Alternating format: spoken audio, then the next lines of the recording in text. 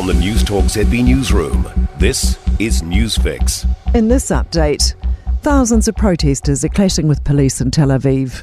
Anti-government protests and rallies are being held across Israel in the latest call for a hostage deal and for Prime Minister Benjamin Netanyahu to step down. Middle East correspondent Hamda Salut told Al Jazeera it's not an unusual scene. These demonstrations have been happening every single week. And in fact, they were going on from before the war even began. People were frustrated with Prime Minister Benjamin Netanyahu's leadership.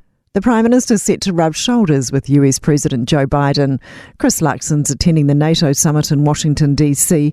with a number of other world leaders this week, one of whom is Biden, who's currently under pressure after a shaky debate performance against Donald Trump. Luxon will likely have a brief face-to-face chat with the US President. A change to the UK government doesn't look to change much for New Zealand. It was a big win for Labour in the UK's general election, with Sir Keir Starmer now taking the helm as Prime Minister.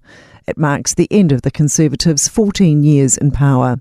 Herald political editor Thomas Coughlan says New Zealand's close relationship with the UK will likely remain. I can't imagine their position towards New Zealand will be that different. These things tend to be pretty bipartisan. A rahui has been placed on Mangatariri Valley near Carterton after a man died in the river. A body has been found in the search for a missing man near the Wairarapa town north of Wellington. It's believed to be missing 56-year-old Ben Fox. The rahui is in place on the entirety of the valley, including rivers and estuaries, for a week. There's concern minors have easy access to the newest nicotine products on the market. A Public Health Communications Centre's briefing warns of the potential sale and spread of oral nicotine pouches in New Zealand. The products, being promoted by influencers on social media, are illegal to sell here, but can be purchased online for personal use. That's news. In sport, Kiwi driver Shane van Gisbergen has booted a celebratory rugby ball into the crowd for a third time this NASCAR Xfinity season, winning on the Chicago Street Course. Next weekend's bye can't come soon enough for the battered Warriors. The back three all left the field in the 13-12 NRL loss to the Bulldogs in Sydney, with Dylan Watene-Zelezniak concussed and Chance Nicole Klukstar and Marcelo Montoya succumbing to calf and thigh issues respectively.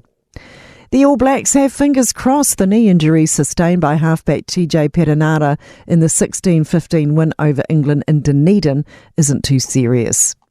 The United States have demolished New Zealand by 80 points in their semi-final at the FIBA Under-17 Basketball World Cup in Turkey. And the Netherlands and England have both recovered from conceding their opening goals to win through to the second semi-final at Euro 2024. That's sport. I'm Sandy Hodge. For more news, listen to Newstalk ZB live on iHeartRadio.